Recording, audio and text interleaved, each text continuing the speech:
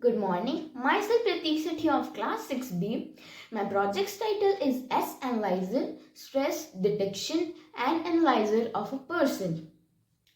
My project's requirements are like this. First, Raspberry Pi, which is a pocket PC, which here used to analyze and analyzation and storage of the data of the brain data. And here you can use this as personal PC. It is a low-end price computer, and it display is optional. Here all the ports are given. Here's USB and also SD card port is available. Now comes the EG device, which is our Neurosky Mindwave device. When we wear it, reads the data. And Bluetooth. Bluetooth is the which transfers the data from the Neurosky Mindwave device to this Raspberry Pi.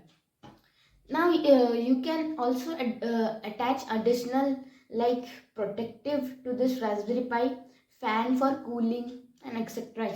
You attach.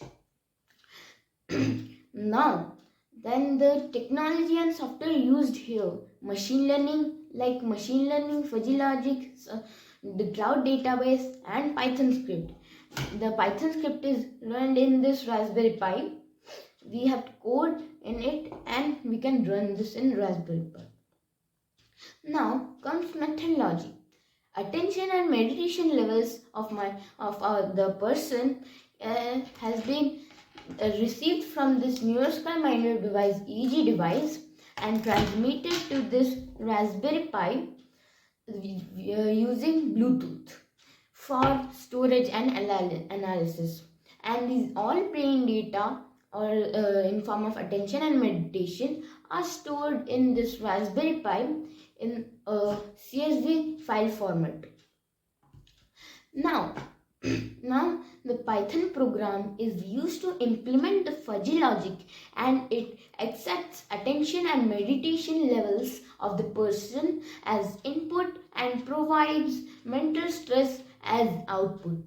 And this mental stress is divided into low, medium, high categories.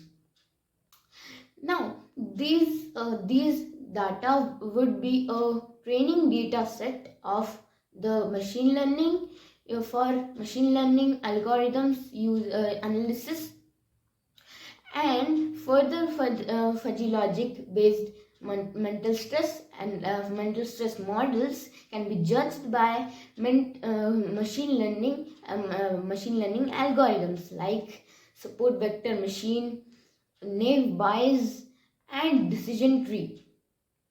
And these generated data set formed by fuzzy logic based model can be used to test and train the model using machine learning algorithms.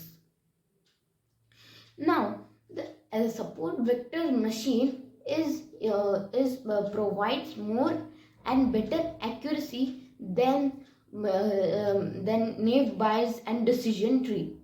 So we use support vector machine for this work.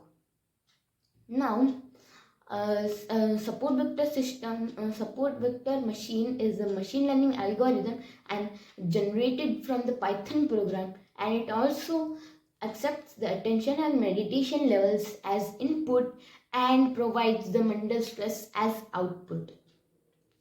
And the mental stress as output. And what is the use of this model? First, attention and meditation values are fused up, and then it is used to calculate the mental stress of the person.